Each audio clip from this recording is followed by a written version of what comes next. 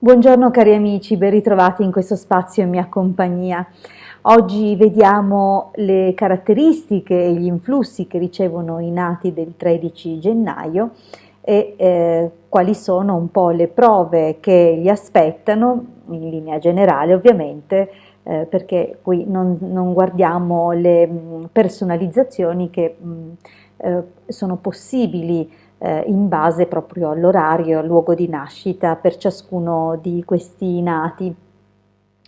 Prima però di approfondire la scheda, diciamo così, riassuntiva dei nati del 13 gennaio, vi invito, se ancora non l'avete fatto, a iscrivervi al canale del Marietto Veneziano e se ancora non l'avete fatto, di iscrivervi al mio canale. Grazie. Dunque, vediamo un pochino di descrivere la situazione delle costellazioni e del viaggio della Luna attraverso di esse nel giorno appunto del 13 gennaio. Ricordo come sempre che il dominatore del mese di gennaio è la costellazione Acquario, alle cui spalle è reggente Saturno. Almeno anticamente, sappiamo che attualmente per l'astrologia moderna Saturno si affianca a Urano, ma per il tipo di astrologia che appunto vi porto io, della quale appunto condivido le mie conoscenze, si guardava a Saturno, ancora Urano era lontano dall'essere scoperto. Per quanto riguarda dunque questo influsso, chiaramente questi nati hanno una certa struttura nella loro personalità e una progressione, un'apertura alla modernità, alle tecnologie, a tutto quello che è all'avanguardia, ma soprattutto tutto ciò che può fare del bene all'umanità. Ad ogni modo, a questo aspetto si affianca la costellazione Pesci, che è la prima attraversata dalla Luna in questa giornata.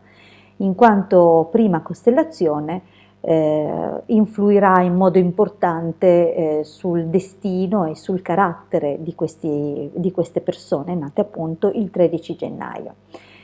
Questa costellazione li rende indecifrabili in certi momenti, non sempre sarà facile per chi è intorno a loro e per chi vive a fianco loro capire quali sono i loro veri pensieri, le loro vere emozioni, sanno comunque mascherarle o nasconderle molto profondamente dentro di sé. Ricordiamoci che questa costellazione appartiene all'elemento acqua e dunque è come se non avesse una vera forma. Anche i pesci simbolicamente sono in grado di scivolare via anche velocissimi e inafferrabili. Questi nati comunque godono di una fortuna media e discreta, però costellata da qualche ostacolo di natura fisica. In effetti dovranno risolvere delle predisposizioni comunque non pericolose, non difficili dal punto di vista della salute e che comunque supereranno brillantemente nel tempo.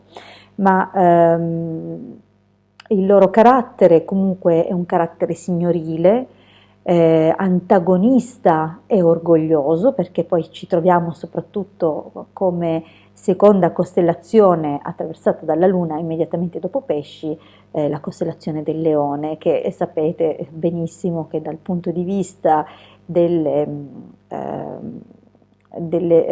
aspetti diciamo negativi o poco felici di questo segno, nonché di questa costellazione, è appunto l'orgoglio in certe circostanze. Dunque loro, ricevendo questo influsso, soprattutto dal momento che è in seconda posizione, manifestano prioritariamente l'aspetto meno positivo.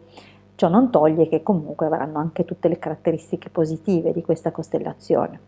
Sono comunque gelosi e romantici contemporaneamente, dunque sono sicuramente, quando veramente innamorati, sono delle persone molto appassionate.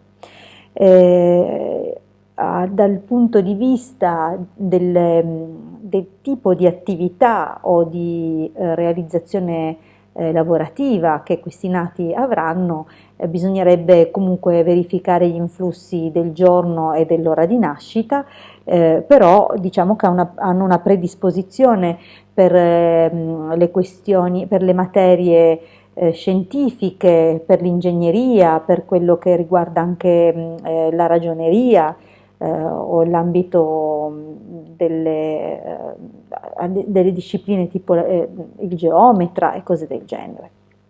Hanno una grande intelligenza e una grande capacità di diventare dotti, dunque di imparare molto bene le nozioni in modo appunto preciso e duraturo. Oppure se non lavorassero per le amministrazioni comunali, per i lavori nel settore pubblico, diciamo così, sicuramente si impiegheranno da un punto di vista industriale e comunque enti privati paragonabili, diciamo, a lavori comunali o di enti statali o parastatali. Attenzione per questi nati ai mali di stomaco, alla predisposizione alle appendici, si segnalano le età 16, 22, 34 anni, in alcuni casi, quelli più afflitti, anche 4 anni, cioè molto presto anticipata questa situazione. Per il resto bisognerà fare attenzione ad alcune situazioni tra i 15 e i 24 anni con qualche affanno sia per l'uomo che per la donna in maniera diversa ma superabile comunque brillantemente. Un ultimo avviso per questi nati è di evitare di fare società o associazioni perché potrebbero essere fonte di perdita di denaro. Dunque si sconsiglia appunto di stringere accordi con partner lavorativi e preferibile lavorare per conto vostro. Io vi ringrazio per avermi ascoltato fino qui, vi rinnovo l'invito a iscrivervi al canale del Marietto Veneziano, di iscrivervi anche al mio canale e di raggiungerci nei gruppi Facebook, nel gruppo anche Telegram, dei quali trovate appunto il link per raggiungerci in descrizione. Vi saluto, vi rimando alla prossima condivisione e vi abbraccio con affetto. A presto dalla vostra Hildegarda.